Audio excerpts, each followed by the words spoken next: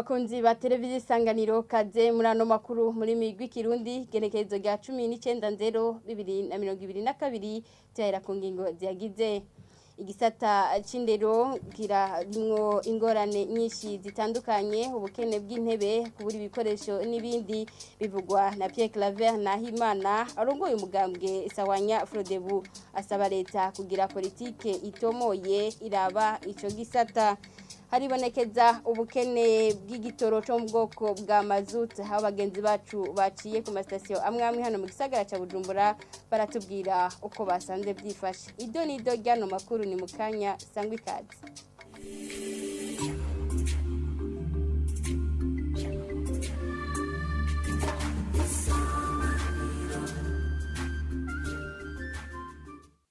Dasubiye kubaha ikaze muri ano makuru tehera mu gisata c'indero leta y'u Burundi irakwiye kugira politike itomoye iraba igisata c'indero bivugwa na Pierre Claver Nahimana arongoye umugambwe Sahwanya Frodebu kubwiwe abona ko ico gisata gihanzwe n'ingorane nyinshi tumukurikire naho habaye akigoro gakomeye kugira ngo bashireho hamashure menshi abanyeshuri abana bakiri bato bo kwigamwo urabona yuko hakiri agahazi hari ingorane uravye nko mu mashuri amwe usanga burya amashuri atanguye abana bicaranye ko ugasanga barimu ntibafise ibikoresho ugasanga barimu bariko baridoga yuko bafashwe nabi usanga ari ibintu byinshi cyane gose bituma tuvuga tuti iki gisata cyarasubiye inyuma cyane gose biraboneka ibyo rero nta wogira ngo abiharire cyane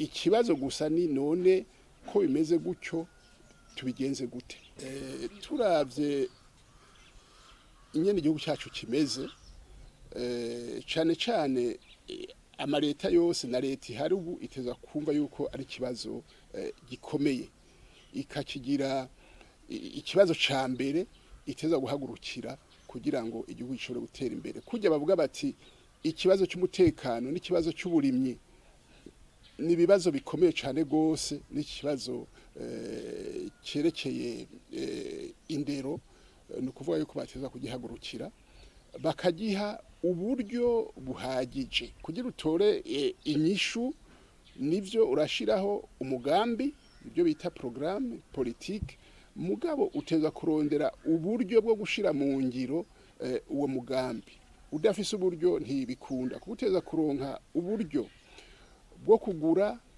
ibikoresho uteza kuronka uburyo bwo gushiraho abarimu bavyize uteza no kwigisha abarimu kuko turavye mu mashuri biriko biraba usanga abana bigishwa n'abarimu batavyize urumva mu bisata byose abana bigishwa rero n'abarimu batazi ibyo ari byo batavyize usanga babigisha bitari byo ibyo bitara karite bigishijwe nabi bigishijwe n'abatabizi bigishijwe batabikoresho urumva ibyo byose bisaba uburyo cokogwa no gushiraho iyo politique uwo mugambi nyamukuru hama bakarondera n'uburyo kugira ngo abana bige ari benshi kandi bigishwe n'abantu babizi bari bafise n'ibikoresho bihagije kugira ngo izo nyigisho babaha ziba nyigisho koko zibateza imbere zibakomeza kugira bashobore guteza imbere igihugu mu gisata c'ubudandaji naho haribonekeza ubukene bw'igitoro cyo mu bwoko bwa mazutu ku masitasiyo amwe hano mu gisagara ca Bujumbura aho bagenzi bacu baciye nko muri komine Ntahangwa abunguruza abantu bavuga ko ingaruka ziva ku bukene bw'ico gitoro ari nyinshi kuri bo no ku miryango yabo hamwe no kubiyunguruza bagasaba ababijeje gukemura ico kibazo Nicole Nininahatswe. En mairie de Bujumbura, il s'observe un manque de carburant de type mazout dans certaines stations-service où nous sommes passés vers 10 heures du matin. À la station-service Yakem Oil Company, située au quartier Kigobe en commune Ntahangwa, il y avait du mazout, mais seuls les conducteurs avec des bons de commande pouvaient être servis. À la station-service Mogas, située dans la zone Nyakabiga, il n'y avait que le carburant de type essence, une situation dont les conducteurs ignorent la cause.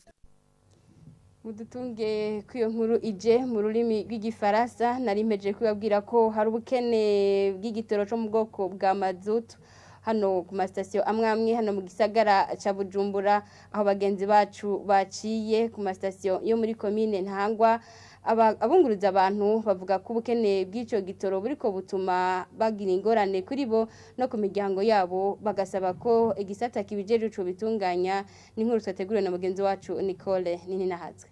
Muri meri ya Bujumbura haribonekeza ubukene bw'igitoro cyo mu bwoko bwa mazutu ku masasiyo amwe twaciye ko nk'isaha 4 z'igitondo kuri station service Kemol Company iri muri quartier Kigobe ni muri commune Ntahangwa hariho mazutu nubwo yaronswa gusa abafise impapuro zerekana ko amashira hamwe yarishe ivyo bita bondo commande. Kuri station ya Mogas iri muri zone Nyakabiga hari igitoro cyo mu bwoko bwa essence gusa ivyo bagendesha imiduga inywa mazutu badatahura. Jewe mu bisanzwe nkora akazi k'ubukonvoye bavuga ngo cyabuze rero ntituzi ko cyabuze.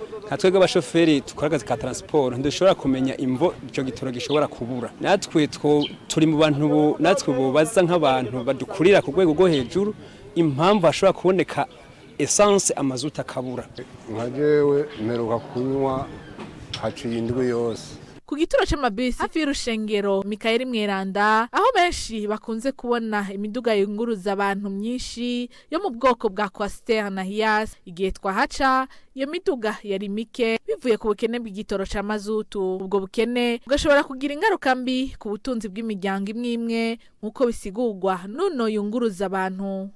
Rero mu buryo izo modoka zibuze karubira mu miryango yacu natwe turateseka turamerwa nabi kurumva natwe akazi kariko karagenda neza cyane. Abagendesha imiduga inywa mazutu bagasaba bijejwe gutunganya ikibazo cerekeye ubwo bukene ku neza ya bose. Arakoze mugenzi wacu Nicole Nininahatswe. Mu gisata c'inyubako naho amwe mu mabarabara yo hagati mu gisagara ca Bujumbura arimwe ibinogo ayandi nayo agasa nuko yibagiwe gusanurwa. Abanyagihugu bayacamwo basaba leta kuyasanura kugira ngo boroherwe mu kwiyunguruza. Mugenzi wacu Amere Mutore yaciye hamwe aratubwira uko yasanze byifashe. Amwe mu mabarabara yo hagati mu gisagara ca Bujumbura asa nayibagiwe kubera ibinogo biyarangwamwo. Aho ni nko kwibarabara Avenue de la France, ibarabara Avenue de la Croix-Rouge, irica imbere y'Ibanki Nkuru y'Igihugu BRB, irica kuri Avenue du Palmier, haruguru yahahoze hakorera ubushikiranganje bw'ikigega ca leta. Abo twahasanze bakamenyesha ko bidasa neza kubona ayo mabarabara yo mu gisagara hagati adakoze. Ibarabara tugiye kuraba yandi mabara ayikikije arakoze arimo amapave ariko ibarabara isa nabi cyane na cyane imvura iguye usanga hari ibyondo byinshi bigatuma haba n'ingorane z'imodoka zihaca ugasanga hari ambutiyaje irenze. Ahandi twaciye ni kwibarabara ryitiriwe Gasibe rica imbere y'ishure internationale ry'Ibujumbura. Abarikoresha n'abarikorerako bakavuga ko ribononera ivyuma, abandi bakavuga ko vyunyuka iyo imvura iguye kubera kuza impimba gaca karisesamwe amazi. Nkaha uha gutuma nk'imvura yaguye kugira uhace uri ku maguru honyene ndetse ufise icyuma ni ngorane kandi urabona riri mu barabara ahita cyane. Gishanga kiri ngaha nibibaza uri kuragenda ivyuma urashobora kunyererukanaga nk'umuntu hasi biturutse kwisanganya y'iryo gishanga rituruka kuri barabara ridakoze. Imaze kugwa nta muntu asura kurengana n'uwo ku maguru ntagenda amazi adaheze. Ibintu byaratwawe muri izi mpande hose emwe bamaze igihe atakintu barokoye ishaka rya kuzi batagakoze gakorana na mpimbura bibona aha nta mahoro bafise ngaha mu Kinani. Abo banyagihugu bagasaba kwa ayo mabarabara yokorwa kugira igisagara gise neza. Ivyankenerwa byo gukora amabarabara turabitanga ko nta umuntu atafise document ngaha zikwiye n'urupapuro rw'ibarabara twararishe baraba ukuntu barikora rero kugira ngo nako nyene bace bakubaka ajya amazi abandanya cyaho yagenewe. Cyo biba byiza gusumba. Ivyo biruko mu gihe hibonekeza ko hari akigoro ko gusanura amabarabara mu gisagara ca Bujumbura. Arakoze mugenzi wacu Amele Mutore. Inama nshingamateka yize yongera iremeza 100% integuro y'ibwirizwa rigenga ibijanye no gutwara abantu n'ibintu mwibarabara ry'indarayi. Bamwe mu bashingamateka bakaba bashikirije amakenga ku bijanye n'imizibukiro izohabwa abazokorwa ko n'uwo mugambi. Ningaha cyazozera makuru twari twabateguriye kandi abashimire mwebwe mwese imwariko murayakurikira mugira ijoro ryiza.